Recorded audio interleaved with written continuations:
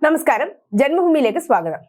ശത്രുപ്പടയെ നേർക്കുനേർ പോരാടി തോൽപ്പിച്ച വീര സൈനികരുടെ വിജയസ്മരണകൾക്ക് മുന്നിൽ രാജ്യം നമസ്കരിച്ച ദിവസമായിരുന്നു ഇന്നലെ. കാർഗിൽ യുദ്ധവിജയത്തിന്റെ 25ാം വാർഷികം. 1999 ഓപ്പറേഷൻ വിജയിലൂടെ ജമ്മു കാശ്മീരിലെ തന്ത്രപ്രധാനമായ മേഖലകൾ കയ്യേറാനുള്ള പാകിസ്ഥാന്റെ ശ്രമം ഇന്ത്യ പരാജയപ്പെടുത്തിയായിരുന്നു. കാർഗിൽ വിജയ ദിവസത്തോടനുബന്ധിച്ച് രാജ്യത്ത് അനുസ്മരണ പരിപാടികൾ നടക്കുന്നതിനിടെ പുറത്തു വന്നത് ബാങ്ക് ഓഫ് ഇന്ത്യയുടെ സ്റ്റാഫ് യൂണിയന്റെ ഇന്ത്യ വിരുദ്ധ നിലപാട്.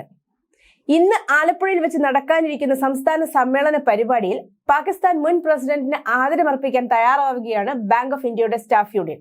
അതും പാക് പട്ടാള മേധാവിയും പ്രസിഡന്റുമായിരുന്ന പർവേസ് മുഷറഫിന്.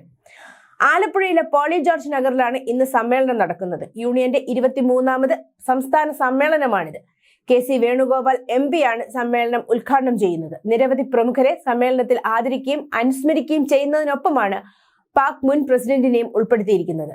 പർവേസ് മുഷറഫിന്റെ നിർദ്ദേശപ്രകാരമാണ് നുഴഞ്ഞുകയറ്റക്കാർ കാശ്മീരിൽ എത്തിയതും ഭാരതത്തിന്റെ 527 സൈനികരെ വധിച്ചതും 1000-ലധികം സൈനികരെ പരിക്കേൽപ്പിച്ചതും.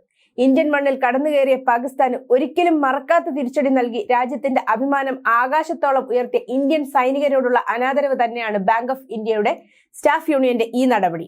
പാക് സൈനികരുടെ പിടിയിലായ സൈനികർ അനുഭവിച്ച കൊടും ക്രൂരതകൾ ഓർത്ത് ഇന്നും രാജ്യം നടുങ്ങാറുണ്ട്. 1998 പാകിസ്ഥാൻ സൈനിക മേധാവിയായി മുഷറഫ് സ്ഥാനം ഏറ്റെടുത്തതു മുതൽ കാർഗിൽ യുദ്ധത്തിന്റെ നീക്കങ്ങൾ തുടങ്ങിയതായി പിന്നീട് ഇന്ത്യക്ക് മനസ്സിലായിരുന്നു. എന്നാൽ പാകിസ്ഥാൻ യുദ്ധത്തിൽ തങ്ങളുടെ പങ്ക് നിഷേധിച്ചു. തീവ്രവാദികളിൽ കുറ്റം ചുമത്തി കൈകഴുകാൻ ശ്രമിക്കുകയും ചെയ്തു. ഇന്ത്യ പാകിസ്ഥാൻ ബന്ധം നന്നായിരിക്കുന്ന സമയത്താണ് ഈ കൊടും ചതി നടന്നത്. അങ്ങനെയുള്ള പർവേസ് മുഷറഫിനാണ് ബാങ്ക് ഓഫ് ഇന്ത്യയുടെ സ്റ്റാഫ് യൂണിയന്റെ ശ്രദ്ധാഞ്ജലി. ഇനി എന്നാണ് ഇവർ തീവ്രവാദ ഫണ്ടിങ്ങിന് ലോൺ അനുവദിക്കുന്നത് എന്നേ അറിയാനുള്ളൂ. News desk, Janmabhumi.